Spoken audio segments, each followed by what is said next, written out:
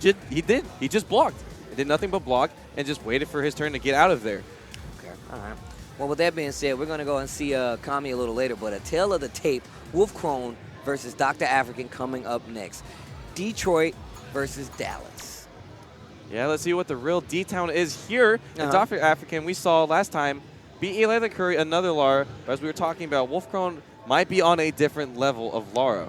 Yes, I feel like his fundamentals are a little stronger than Eli's.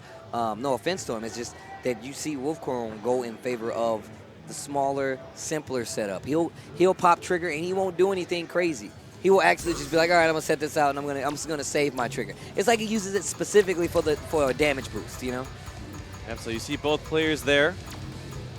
Dr. Afrikan on the right, Wolfkrone on the left with the headphones, with the wolf. What do they call it? The wolf crones? Yeah. Some head crones, man? Head crones. All right. So I don't suspect we'll see anything different here out of Dr. Afrikan or Wolfkrone. We'll see Vega versus Lara once again.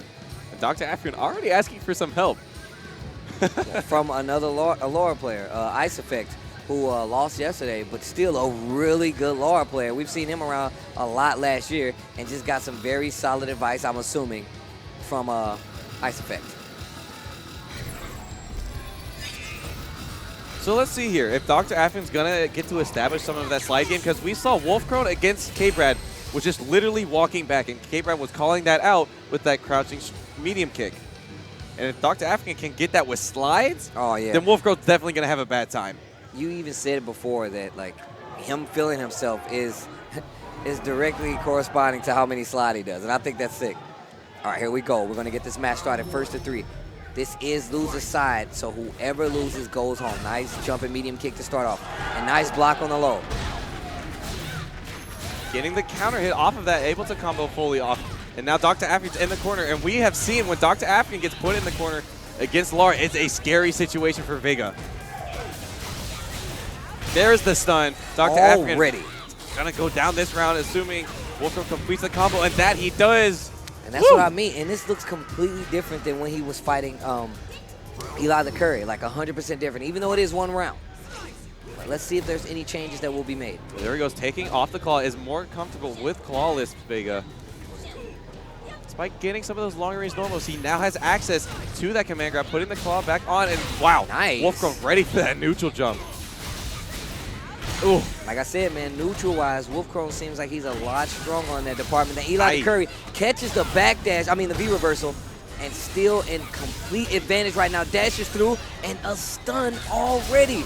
It seemed like Dr. Afrikan was trying to walk up and either throw or jab him out of throwing that lightning, and the lightning connected anyways, and Dr. Afrikan going down pretty convincingly there for Wolfkrone, just mauling Dr. Afrikan in the corner. That first match was as fast as Wolfkrone's first match versus like K-Brad. Yeah, so Wolfkrone seemingly making more adjustments here. Playing a lot more offense this time around. Perhaps not as scared as Vega that he is Cammy. And we're seeing Dr. Afrikan in the corner. Has to fight his way out. Oh, just running into that elbow. That's not how you do it. Now, Wolfkrone putting on the pressure, getting Dr. Afrikan very close to stun once again. Dr. Afrikan using that slide, getting the V-trigger. All right, at least he's out of the corner, but dashes straight into more offense from Wolfkrone. So if you're Dr. Afrikan here, how do you come back? That's a start, getting that crush counter slide. Another one. Okay, so he's walking back. Oh, nice block. Oh, nice punish. I mean, this is going to get you some nice momentum. I feel like you would have did something would give you a setup afterwards, because he has almost no life and swings into that EX Thunderclap. He was expecting the end at the exact time that that butt was coming out. Unfortunately for him, it kept going, actually killing himself, but nice. Finding the combo right off the bat, showing a little bit more offense towards the beginning, and trying to push Wolfkrone here into the corner. Nice. We're seeing this sequence out of these players a lot. Not wanting to block after those rolls. And nice whip punish on that. It's going to be stunned. Dr. Afrikan can take this round if this is enough. Using the meter. I don't think that's going to be enough. He'll keep her in the corner, however. Oh, nice. And just backs up, giving Wolfkrone a little space to move around. I mean, he does have a dominant life lead, so I don't know why he's giving up all the space. And now his back is almost to the corner, and there's the activation on the trigger. Yeah, party time. Oh, he actually traded right there. Oh, meaty elbow. Bad look for Vega here. Vega has no reversals. And he went for the double roll. So every time he was doing V-reversal, he only did one. But that time he did two. Wolfkrone was a little unready for it. And Docta Afrikan taking the most of it, getting around for himself, trying to swing the momentum into his favor. Wow, what a whip punish. Docta Afrikan familiar with this position. Nice. Wolfkrone was ready for that wall jump out. Oh, gets the crush counter on the V-skill. Threw him out of the corner. Docta Afrikan's going to try to backdash and get some space for himself.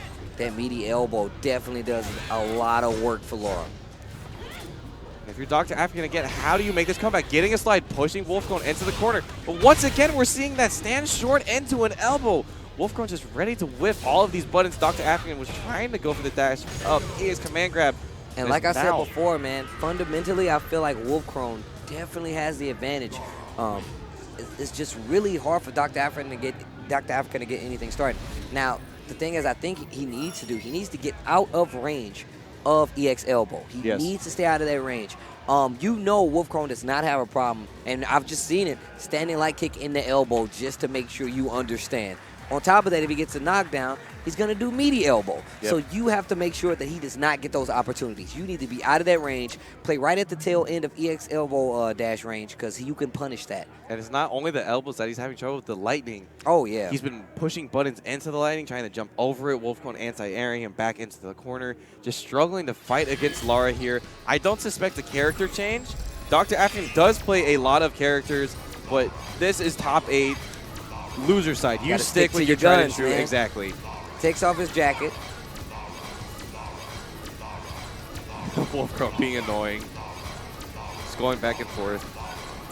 Docta Afrikan just trying to feel comfortable taking off that jacket. It looks like he took off his wristbands as well. And here we go, going back into it. No character switch. Just a little bit of time to think. Breathe a little bit, maybe get some of those nerves out. I was thinking, okay, I just beat one Lara, I could go into Wolfkrone, and then went down 2-0 very fast. And on top of that, you have to remember, Wolfkrone was watching that match. Yes.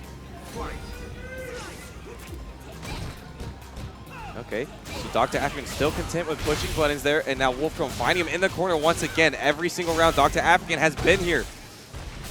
How is he going to get defense out of here? Oh! And like I said, Wolfkrone playing a very basic Lara, but man, is she effective. Now Docta Afrikan still just backing himself in the corner. Golly, that stand short I is cannot paying believe that's the dividends first time here. I've ever seen that. Oh, goodness. And it is not looking good for Docta Afrikan right now.